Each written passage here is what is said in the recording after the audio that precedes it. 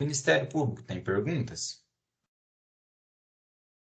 Tem, Excelência. Quantas pessoas foram no total? Porém, duas pessoas só, senhora juíza. Duas pessoas? Deixa eu só te falar uma coisa, Excelência, aos doutores, excelentíssimo senhor doutor Fabrício, a confissão ela só é válida, ok? Se ela é completa, tá?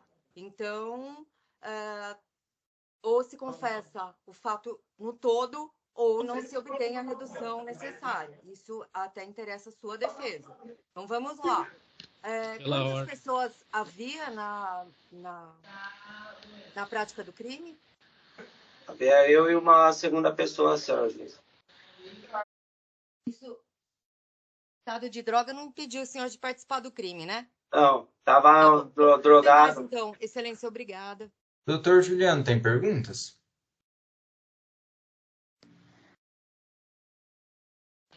Oi, excelência, sou eu? Sim. Doutor, tem perguntas? Tenho sim, senhor. Primeiramente, eu gostaria de recordar o artigo 200 do CPP, que diz que a confissão ela é divisível e retratável, portanto, não há essa... Excelência, pela ordem. Quem está falando sou eu, excelência. Quem está falando sou eu. Eu não interferi o trabalho da senhora. Eu não interferi o trabalho da senhora, não. A senhora não vai fiscalizar o trabalho da advocacia. A senhora faz o seu trabalho e o meu quem faz sou eu. Então agora quem está falando sou eu e eu que vou falar, a senhora aguarde a sua vez. Por gentileza. Bom, eu vou retomar o meu raciocínio. O artigo 200 do CPP diz que a confissão ela é divisível e retratável, portanto não existe essa vinculação de que a confissão tem que ser nos moldes que a promotora de justiça acredita, do que seja completo ou não completo. Assim vai ficar difícil eu falar desse jeito, a senhora precisa aguardar, quem está falando sou eu que estou com a palavra, por gentileza. Vamos lá. Então, o senhor Doutores, disse que... deixa eu só esclarecer aqui, até para que a gente possa seguir na audiência. A doutora fez a indagação sobre a confissão, comentou isso com o réu.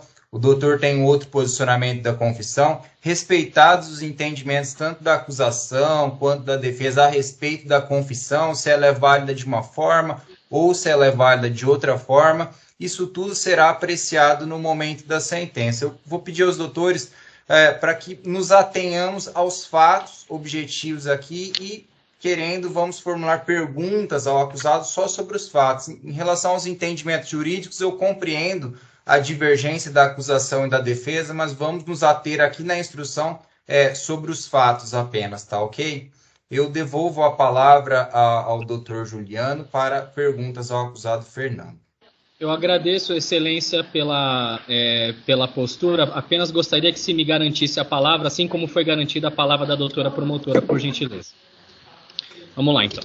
É o senhor Fernando, retomando o raciocínio, o senhor disse, então, que o senhor não conhecia o... Esse balaio de gato que você viu agora foi uma audiência criminal que eu participei. O crime sendo julgado é 157, né? O roubo, assalto à mão armada. 3 pessoas estão sendo acusadas de terem invadido uma residência, feito a limpa, feito reféns ali e tal. 100 mil reais de prejuízo, etc. Eu estou defendendo um acusado que está foragido, então ele não estava na audiência, eu estava ali representando a defesa dele, etc, etc, etc. Esse aí é um co-réu, né, o que você viu ali era um co-réu, que resolveu confessar. E ele resolveu confessar e ele deixou bem claro, eu vou falar de mim, não vou falar de ninguém. Vou falar sobre o que eu fiz, vou falar a meu respeito, vou me acusar. Beleza.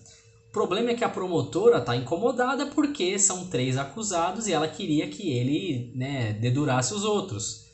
E eu fiquei preocupado ali porque ele não era meu cliente, mas se ele entrega a paçoca ali, no caso ele implica o meu cliente e não poderia deixar isso acontecer. E ela fez uma coisa que ela não poderia ter feito, que é tentar intimidar o acusado ali falando uma coisa que não é verdade.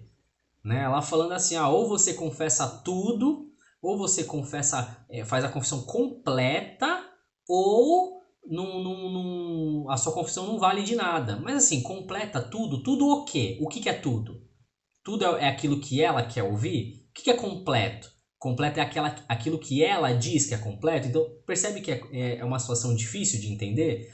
É justamente por isso que o artigo 200 do CPP, do Código do Processo Penal, ele é bem claro. Ele diz que a confissão ela é divisível e retratável. Então, assim, o acusado ele pode confessar aquilo que ele quiser. Ele pode, enfim, ele não é obrigado a falar tudo o que a autoridade da persecução penal quer ouvir. Ele pode confessar aquilo que ele quiser, da forma que ele quiser, nos limites que ele quiser. Ele pode fazer isso, né? Enfim. E ela tá querendo dizer ali que ele não podia. Isso é uma situação complicada, porque se ele se intimida e entra na conversa dela, né, aí ele vai e fala, então tem que falar aquilo que ela quer ouvir, então deixa eu implicar esses outros dois aqui. E aí você não tem como aferir a veracidade daquilo que ele tá falando ou não. Você não sabe se ele tá falando aquilo porque realmente é verdade, ou se ele tá falando aquilo porque ele acha que é aquilo que a doutora quer ouvir. É complicado. Então, assim, ele não era o meu cliente, mas mesmo assim, como ia ter reflexo direto na acusação contra o meu cliente, eu tive que me insurgir ali, a doutora não queria deixar eu falar, eu coloquei um limite ali na situação, enfim. Mas é preciso, eu achei engraçado, né? Mas é preciso prestar bastante atenção nessas situações, né? Os promotores de justiça, eles são muito bons. São muito técnicos, muito rápidos, muito firmes, muito bem formados, muito bem preparados, né? O concurso do Ministério Público ele é muito difícil e eles passam no concurso, eles não vão trabalhar ainda, eles vão para a escola do Ministério Público, então assim, eles são feras, mas eles também são marrentos. Ali na hora ali da atuação profissional, eles são marrentos, eles são malas, né? E se você for com a adrenalina baixa, se você for com a energia baixa, filho, o cachimbo cai da boca, né? Você vai dividir a bola com eles, dá as duas uma. Se você tira o pé, eles levam a bola embora. Se você for com o pé mole, eles arrancam sua canela fora, né? Eles não querem apenas processar a pessoa, eles querem enterrar a pessoa viva. Eles têm ali eu digo isso, tudo isso figurativamente, né? Obviamente.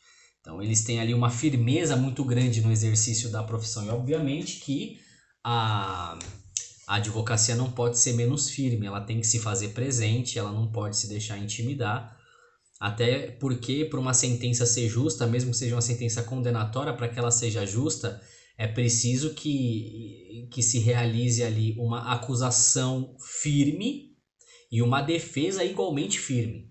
Você não pode ter uma acusação dura e uma defesa mole, não. Porque senão é difícil, né, entender que a sentença foi justa.